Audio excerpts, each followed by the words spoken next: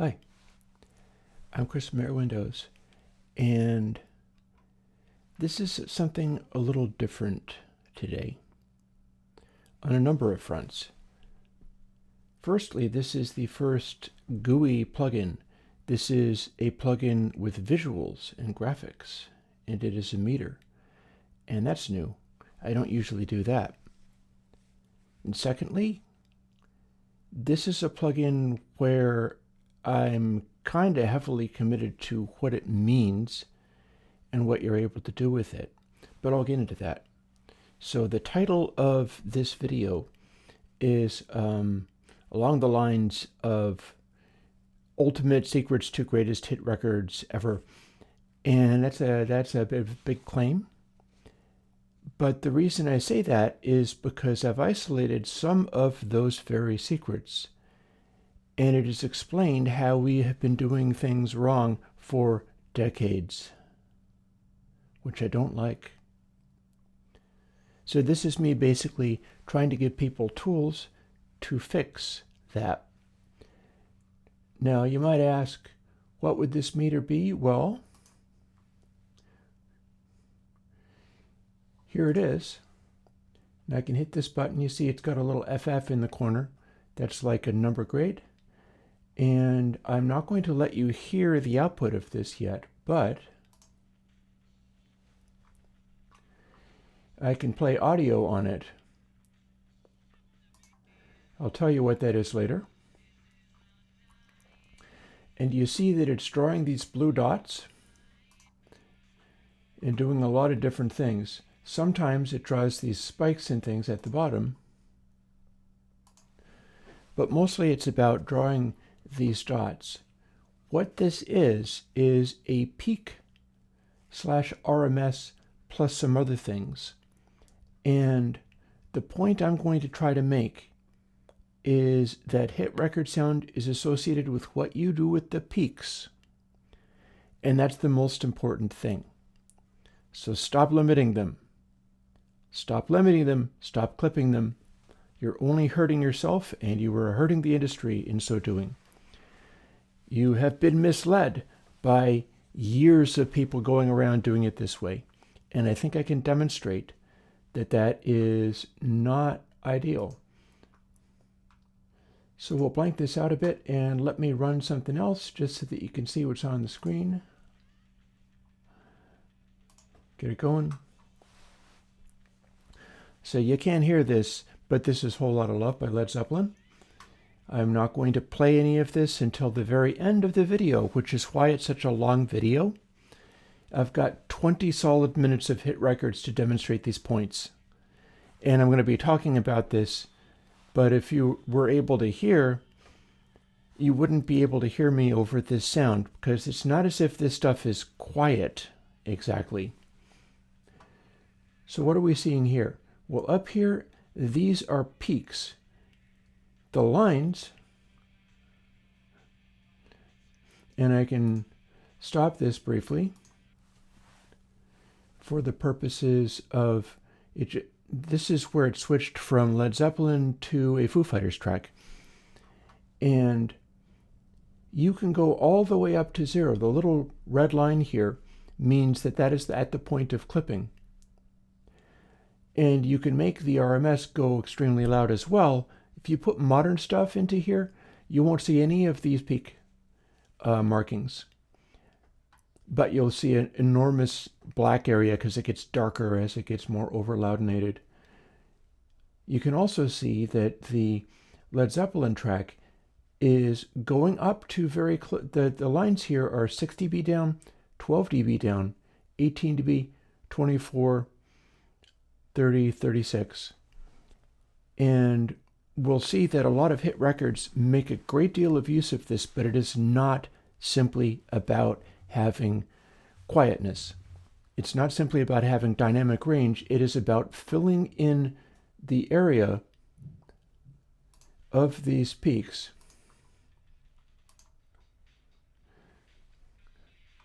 This bit here is the Beatles' Sgt. Pepper's Lonely Hearts Club Band. And you see that it is also placing peaks across a kind of range here. This is the part that you're going to need to pay attention, because this is a tool that you can use in order to mix your own stuff and get into these zones. If you can reproduce this behavior, you've reproduced the sound of the hit record. Now I've got this stuff bouncing around like mad between different things. Right now it's doing Taxman by the Beatles. And what we can see is that the range of dots here is over a slightly larger space. As near as I can tell, the formula for the hit record is to have the most widely dispersed cloud of dots between ultimate max and the top of the RMS. Like the space in here means it's going to be a little loud sounding. It's going to be a little harsh and intense. And I've got a example right in here, which is even more harsh and intense, because this is Tomorrow Never Knows, also by the Beatles. You'll notice we have this line that goes up and down. That has its own purpose as well. I'm going to do my level best to explain all of this, and then I'm going to run it on all these hit records so that you can watch what it does. And also we'll turn on the content hide D so that the sound can peek through even when it's stuff you can't put on YouTube. But you see that with the Taxman being here and Tomorrow Never Knows being here, Tomorrow Never Knows is simply more intense. There's not as much space in it. It's more fatiguing.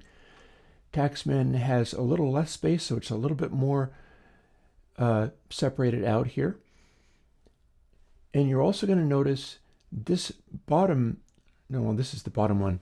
This middle one is slew energy. I've been making plugins about slew energy for a long time, but this is measuring it.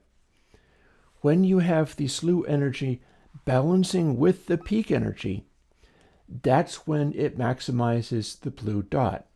That's what that is showing. You can see here that on Taxman, we've got some high frequencies that are actually brighter than the sonority of the sound. And as such, they're showing up here as faint little black dots. They're not contributing as much to the score that's being kept by this. But you're also getting a kind of space filled in over just the loudness of the sound. You'll also notice that with the track Whole Lotta Love, you didn't really get much of this high frequency information. That's an older track. It sounds older.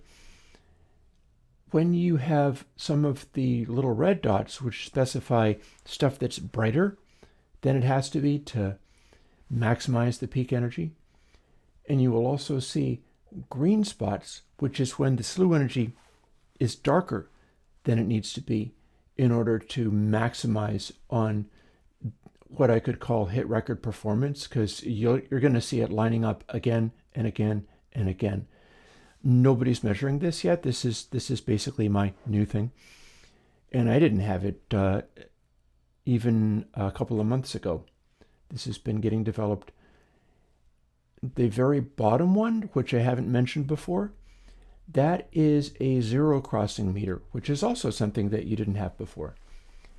And what it's doing is it is showing how often is it that you will have a space, a buffer zone for measuring the RMS and so on,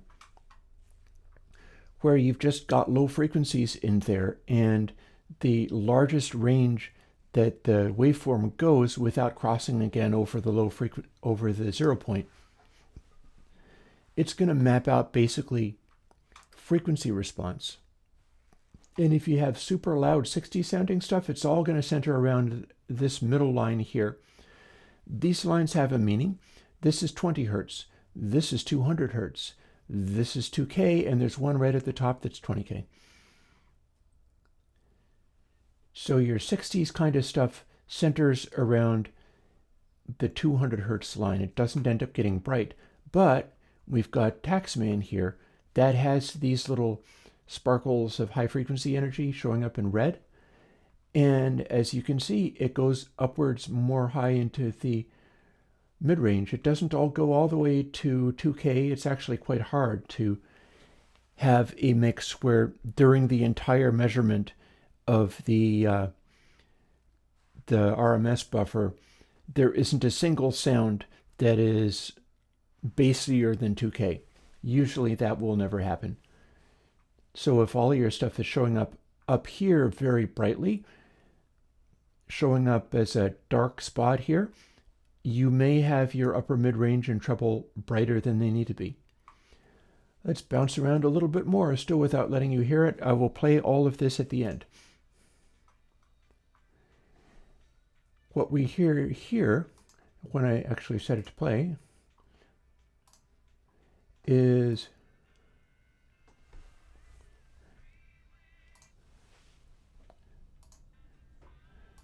I'm going to skip around a little bit, and I'll tell you what we get. We're starting off with a little bit of Old Police, but then we're going to bounce immediately over to Every Breath You Take is what's currently playing. Hard to get a bigger hit record than this. This is off of the original vinyl. This is normalized so that the loudest peak is full crank. Look at how this is filling in the space. This is your hit record formula right there. You can also see that it's very evenly balanced in the zero cross meter. Now we've just abruptly changed to Eagles. This is actually old 55 because it's got killer harmonies. These are the killer harmonies. This is the chorus. Here the Eagles are singing, and they light up like crazy with hit record dots here. The blue dots are when you get into the ultimate high score, as we see with Every Step You Take. And then we're going to bounce over to a Genesis track, which is a very dynamic track. You can also notice that with this Eagle stuff, you have a bunch of mid-range energy. It's strong in the mid-range. This is the Genesis track, That's All. You can see how much dynamic range is in this, but look at what's happening up here. Like my take on this, and I'll briefly stop it. When you see a 80s track like this is, again, Genesis, That's All, off of original vinyl. One of the things that happened with the 80s is they started getting so much dynamic range from some of their tape processing equipment and the fact that they were mixing into consoles like SSL consoles that had dynamics, and so you could gate things and compress things and do stuff with the sound. This is about as close as it got to the native sound of DAWs, where DAWs don't distort things and don't clip things unless you make them. And so what we see here is the body of the sound is ridiculously quiet, like maybe more than you need it to be quiet. But the loudest sounds, these drum hits and things, the peaks that come through, these are very well chosen. A lot of these noises are balanced out so that they're making the most of the sound. The blue dots are, of course, the hit record moments. Those are the bits that jump out at you. For instance, the Eagles all singing together and hitting those harmonies, it lights up like this. And that's because it's a balance between peak energy, which people normally clip off, and slew energy, which people normally don't pay attention to. You balance those things out just right, no matter what level you were at, you get these moments, and the moments are what hold your attention. And these moments are 6, 12, 18, 20, up to 24 dB crest factor being actively used, because it's not about just sitting there without anything loud happening. Something loud is constantly happening, and it's all in the peak energy, distributed very evenly between the complete top of everything and the RMS. We're also seeing that 80s thing where we've got peaks showing up in the highs and a bunch of low frequency sounds. That's this green stuff here. And it kind of fills in the range. This is what gives you your wide range hi-fi sound mix is when you have that going on. I believe I also have an example that I can show if I try, where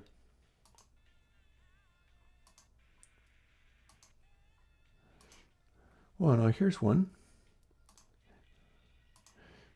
So I'll let it play. We're bouncing back to a little bit of Whole Lot of Love. And then we abruptly switch to Boston, Long Time. This is another 70s, 80s style example of fully using the dynamic range. And our peaks hit right up at the top. And then when the chorus kicks in, the harmonies and the guitars and everything kick in, and it lights up like crazy. Now, one of the things that happened, funnily enough, it switched to something that was very similar, but different, because it switched from Boston to Cheap Trick at Budokan. And the difference between Boston doing Long Time and doing the chorus and switching to Cheap Trick at Budokan is that Cheap Trick is blasting away and finishing up the song Surrender here. And it's just densely filling all of the sound with hit record noises. It gets louder, it gets heavier, it gets more compressed, because that's Cheap Trick's sound is extremely compressed, and just basically does its job. Now, what I was wanting to do is, in mentioning these blue spots, and the bigger the blue spot, the more hit record mojo you have. That doesn't just apply to singers and so on. I should be able to fire up another track.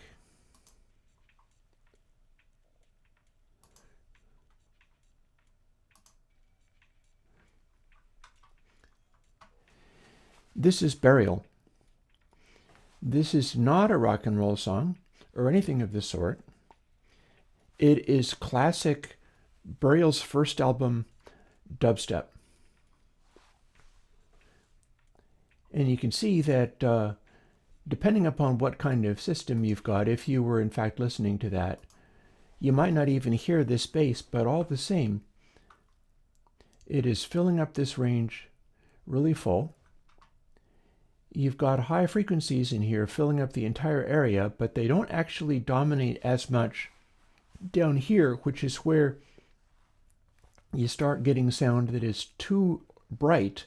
It'll show up as additional information here, and when you have clips, they will show up as red. And you can see that the mid-range is fairly clear, but the bass has a lot going on down here. And that's Burial's sound, basically. When you stop being able to go into the big studios and use expensive tape decks and big expensive mixing, sometimes you have to invent a new sound. The new sound is going to follow a lot of the same rules that all of the stuff that I've talked about follows. Now let's take a moment to study, and I will do my level best to figure this stuff out. What are those rules? Well, now I can turn the audio back on because I'm not actually going to be playing the sounds of music. Right now, I'm going to play another sound that rates very high in the meter and talk a little bit about why I think that is. Notice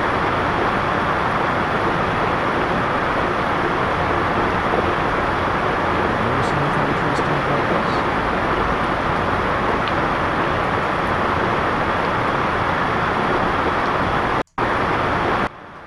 It's rain. This is a sound that has happened for eons. You could say that human beings' ability to decode sound has been in the context of this noise since way before we were even human beings at all. Animals have to contend with the same thing when they hear. You live in a space where your ability to handle audio must be able to reach through sounds like this. Now, this is a particular level of audio which I've aimed at optimal mass market density. You're going to aim for this if you're trying to sell records and make money. But a lot of my examples are a little bit more exciting than that. And you can do this.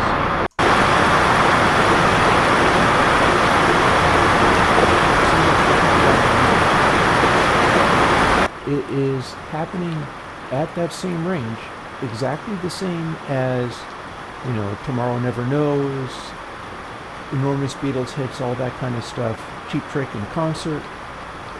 This is the noise that makes. It is doing a blue line that's aiming up because that's the color you get when you start heading to the top of the attentiveness charts. This gives you different code numbers, or letters I should say, based on what kind of sound you're making. And this is the psychoacoustically optimal extreme excitement noise. Category A stands for attention. But we don't start there. This is going to be a little less natural sounding, but I had to process it to make it reach this zone. Here's the thing. If you make music that reaches that optimum attention zone, that's the stuff sometimes that changes the world.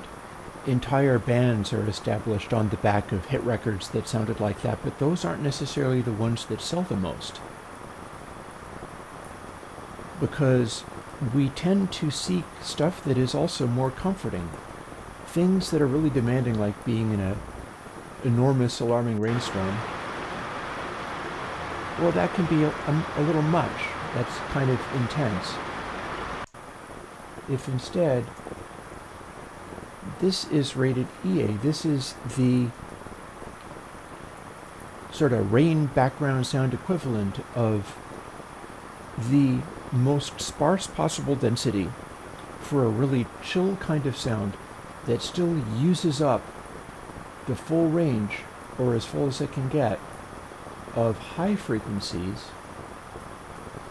to make a sound where there's constantly something happening. This is a sound where the background is extremely quiet. 6, 12, 18, 24 dB down. This is anti-loudnating, and yet you will see that the peak energy is still doing something actively at all times. This is what you try to make happen. And we can step a little farther away from this airy, light, vibrating stuff. I can go to what's called deep vibe, because each of these, E means even more chill. If you aim your music towards this density, you're in the zone of, like, I don't know, James Taylor's Fire and Rain, Neil Young's Harvest album, stuff where it's very relaxing, very soothing. Even if it has high frequency sparkles, interesting things happening, it's just very soothing. Then we can jump up a little bit to something that sounds more natural because I had to process the E tier stuff really hard to get it there. Actually, I can cheat to get myself into the correct zone. And there we go. So here is the zone, D zone, deep vibe. This is kind of where some of that stuff like the Police's Synchronicity album naturally sits.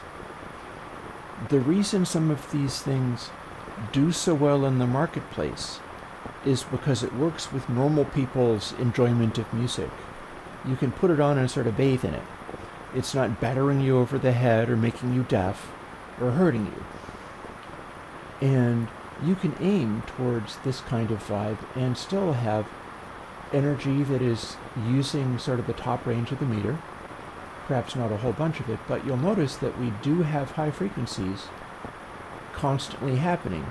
There's something happening in this mix, which is just audio from rain being processed.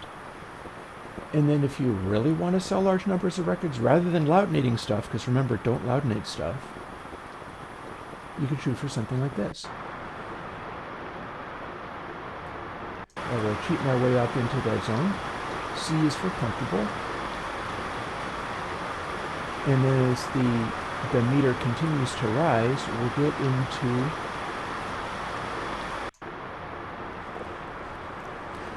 B is for biggest. If you aim for this area, you're aiming for the kind of sound that has produced the biggest hits historically.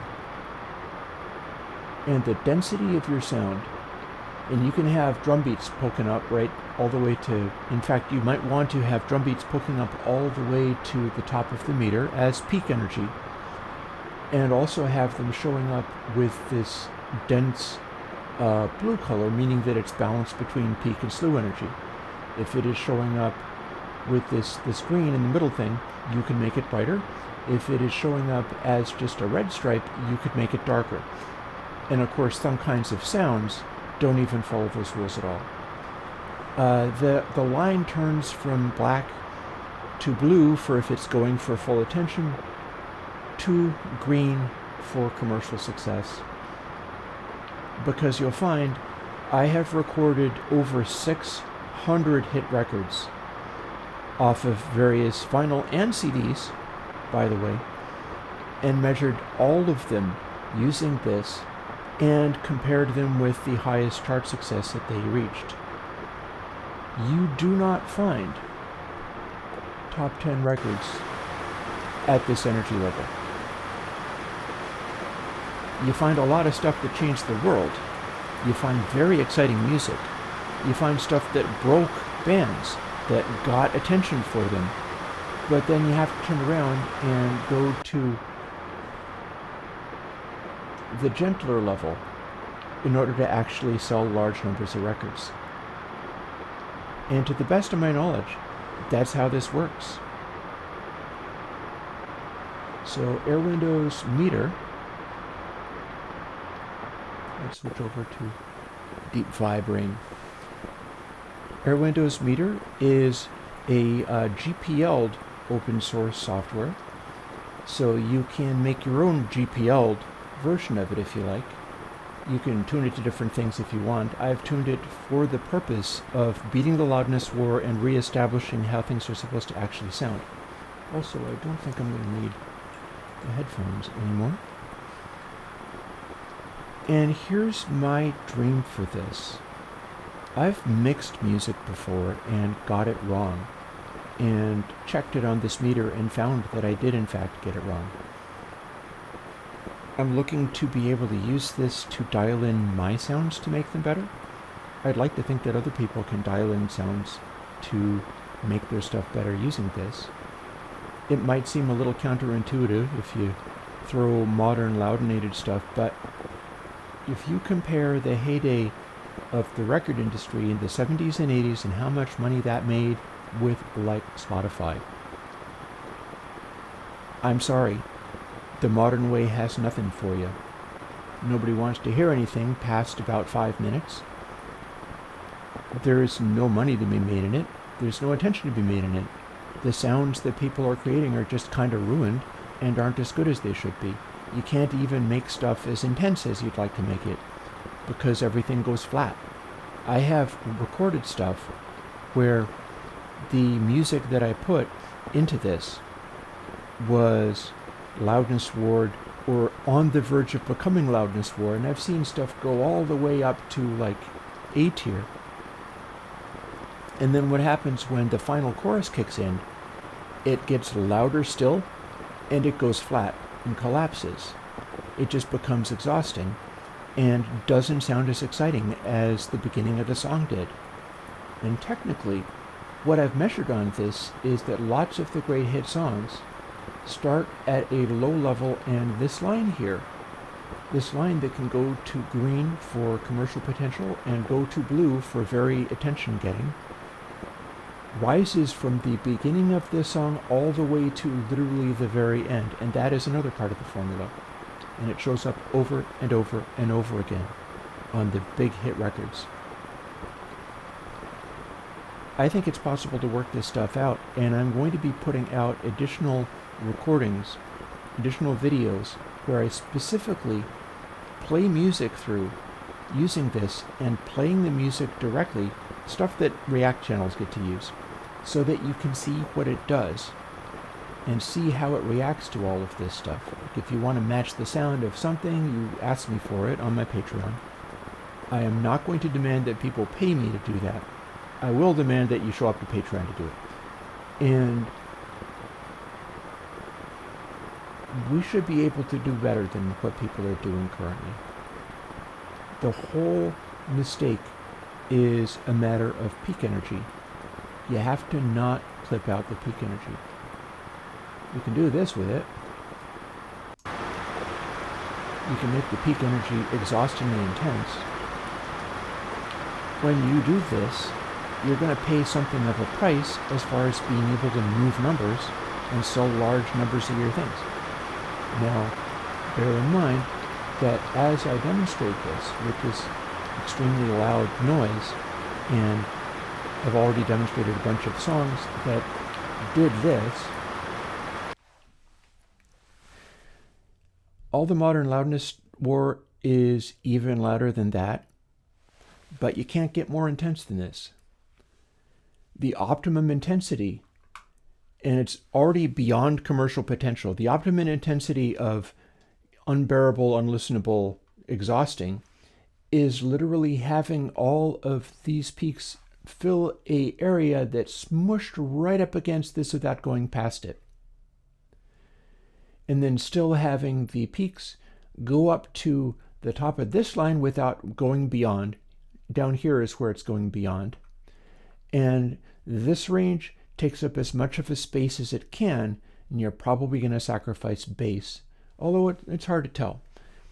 But this is the tool for sorting that kind of stuff out. I'm hoping it is going to come in useful. And on that note, we're going to take another 20 or so minutes, and here is where I sign off.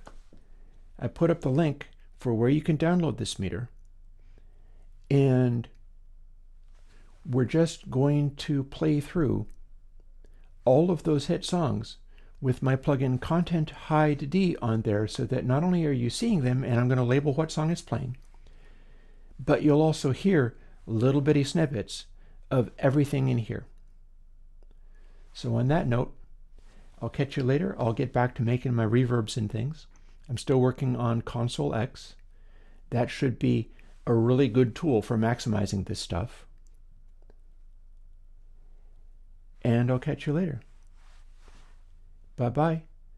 Enjoy my little demo period of showing all of these hit songs, and then you can watch the little snippets go by and see what they do on the meter. Every single one of these hit songs was recorded with really good converters, and you should be able to hear how good they are, and then normalized to exactly clipping for the hottest peak in the song. Bear that in mind. None of this has the song turned down. Every single one of these things has the hottest peak in the song cranked up as high as it will go. Catch you later. Bye-bye.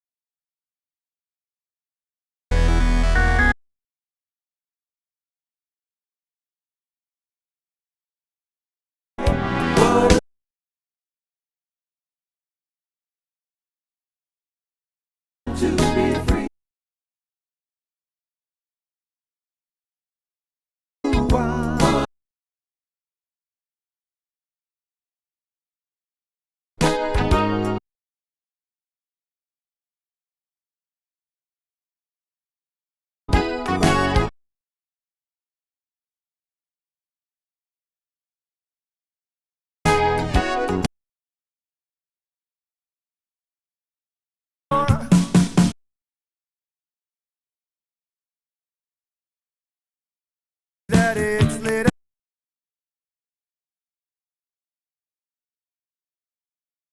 All I wish is made my home.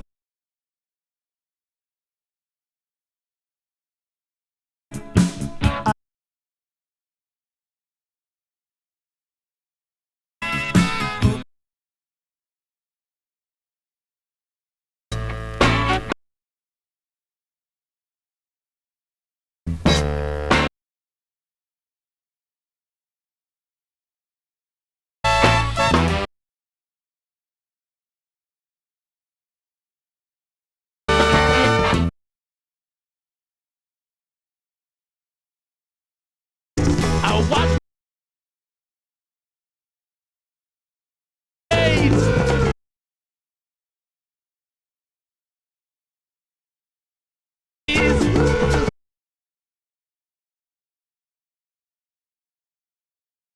let me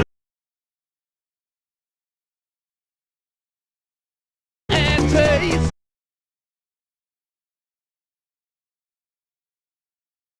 You get killed before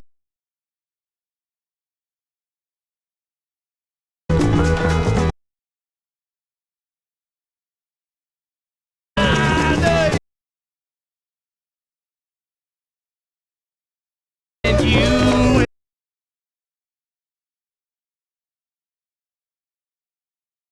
Get down here.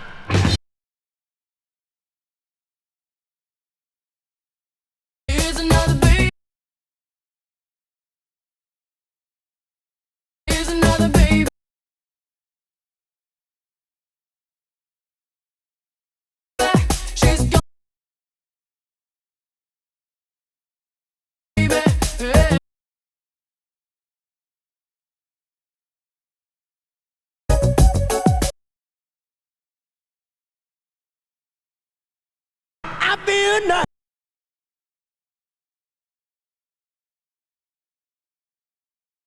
I feel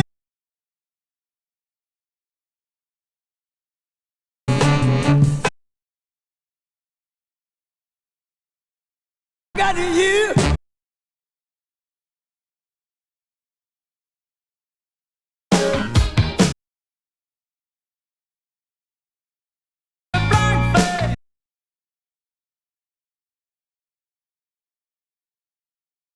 You see that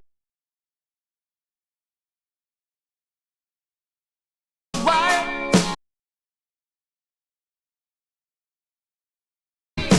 you say I know I listen.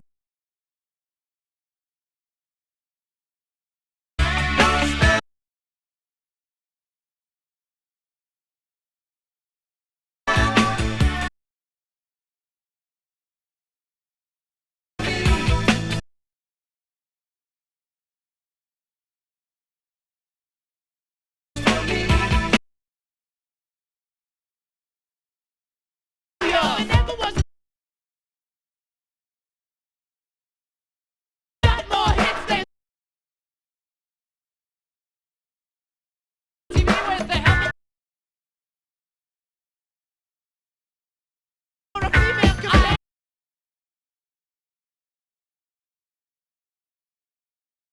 I make a little bit.